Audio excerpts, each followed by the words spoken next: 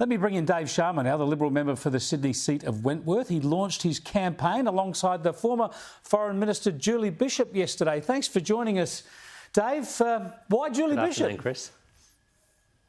Well, look, Julie is someone I worked closely with. She used to be my boss when I was an Australian ambassador and a diplomat beforehand.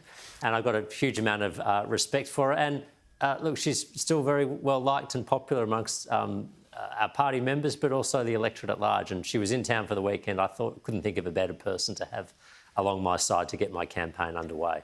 Now, we had a look at some of the push polling that's going on in your electorate. It looks like it's designed to push Allegra Spender. She won't answer our questions. I noted that you shared our story on social media. That just got a lot of people attacking you, of course.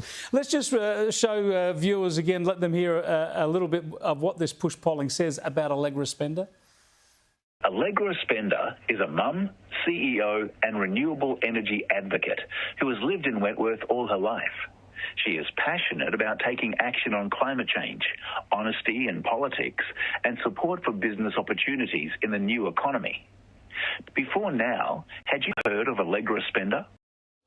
There we go, Dave. It's obviously promoting her as a candidate. Now, there's nothing wrong with that, but shouldn't whoever is funding that declare that they're funding it? Shouldn't people who get that call know who it's coming from?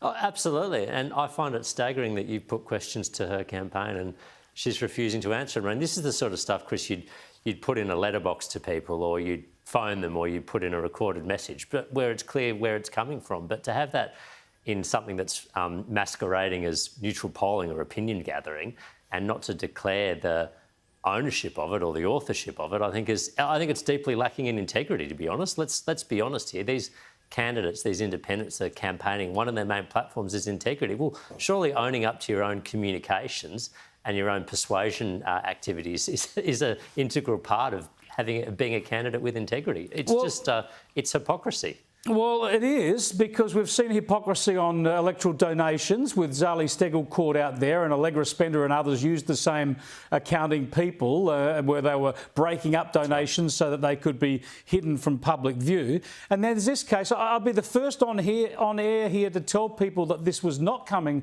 from Allegra Spender's campaign if she told us that, but she won't answer it. So they're not actually living up to the standards of accountability and transparency in politics that are supposed to be their raison d'etre. Oh, absolutely. I mean, you know, this is what they talk about as one of their main platforms, being more open and honest with the public, being transparent, acting with integrity, not doing politics as usual, all these sorts of catch cries that they use. But you see them when they're practitioners, they're no better. In fact, they're worse. Because, you know, I do polling from time to time, but I certainly don't include messages, you know, extolling my own personal attributes in it. And if I did, I would properly authorise it. And if I was asked about it, I'd own up to it. I think that's what integrity demands in these sorts of situations. Yeah, it is interesting stuff. Now, the budget, extraordinary situation we find where there's speculation about cash handouts going to some Australians out of the budget, a budget deeply in deficit, a nation with the highest ever government debt we've had, and yet it looks like you're going to be throwing some cash around on the cusp of an election. Well, look, let me just say, you know, government net debt as a percentage of GDP at about 35% is still very low in Australia by global standards, and that's because we got the budget back into balance before the crisis hit, before COVID-19 hit, which meant we had the fiscal firepower to deal with it. And the way out of this, you know, the need to fiscal consolidation, the pathway to fiscal consolidation is not going to be through austerity. It's going to be through growing our economy out of it, just like we did after the war, just like we've done after other major crises, so that the debt as a size of the economy shrinks over time. And with interest rates at lows, we can afford to do that. And I think we need to be mindful that people, businesses, households are still very much emerging from this crisis. And we've been hit with some pretty big external shocks now with you know, the war in Ukraine and what that's doing to commodity and energy prices, but also China's failure to deal with COVID, or to move from a COVID zero model to a COVID normal model. They're having big strains on households and on businesses, and I think it's important that we don't withdraw the assistance too fast, and we make sure we support people through to this next phase. So I expect the budget will have measures to address cost of living pressures. There may be, you know, one-off handouts to low and middle income earners, pensioners, people on welfare who are struggling to meet the basic necessities of life, and I think that's right as it should be.